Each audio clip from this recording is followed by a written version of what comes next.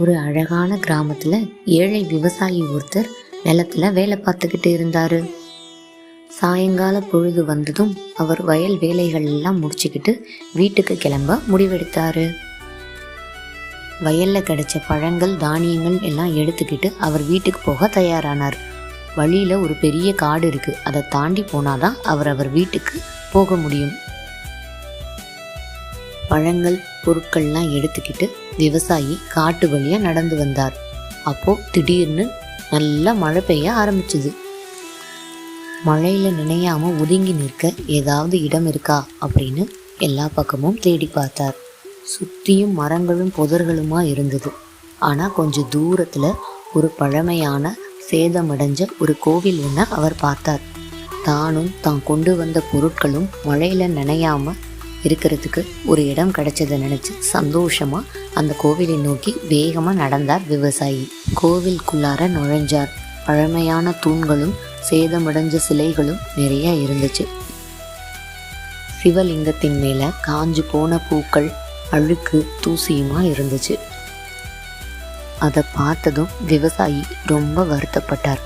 தன்னோட துண்டை வச்சு சிவலிங்க திருமேனி மேல இருந்த அழுக்கு தூசி எல்லாம் தொடச்சு சுத்தம் செய்தார்.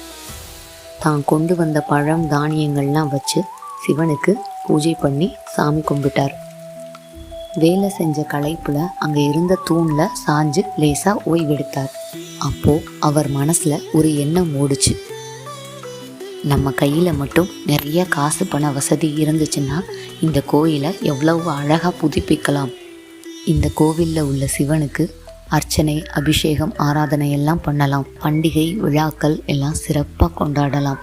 கஷ்டப்படுற ஏழைகளுக்கெல்லாம் அன்னதானம் செய்யலாம். கஷ்டப்படுற விவசாயி குடும்பங்களுக்கும் எல்லா உதவிகளையும் செய்வேன். இப்படியே யோசிச்சுக்கிட்டு இருந்த விவசாயி அப்படியே அசந்து தூங்கிட்டாரு. அப்போ ஒரு பெரிய ராஜநாகம் அவரை கடிக்க வந்துச்சு. அப்போ திடீரென ஒரு அதிசய நிகழ்வு நடந்துச்சு. சிவலிங்கத்தின் மேலே இருந்து ஒரு பிரகாசமான ஒளி வந்தது. அதை பார்த்ததும் நாகப்பாம்பு பயந்து ஓடிருச்சு. கொஞ்ச நேரம் கழிச்சு விவசாயி கண் முழிச்சாரு. தன்னோட பொருட்களை எல்லாம் எடுத்துக்கிட்டு சாமி கும்பிட்டுட்டு வீட்டுக்கு போனாரு. கொஞ்ச நாட்கள்லயே அவருக்கு விவசாயத்துல நல்ல லாபம் வந்தது. அவரால் முடிஞ்ச உதவிகளை கோவில்களுக்கும் ஏழைகளுக்கும் செஞ்சாரு. குழந்தைகளா, விவசாயி கிட்ட பண வசதி இல்லைன்னாலும் கோவில்களுக்கும் ஏழைகளுக்கும் நம்மளால முடிஞ்ச உதவிகளை செய்யணும்னு நினைச்சதாலேயே அவருக்கு வந்த பெரிய ஆபத்துல இருந்து கடவுள் அவரை காப்பாத்தி நல்ல வாழ்க்கையையும் கொடுத்தார்.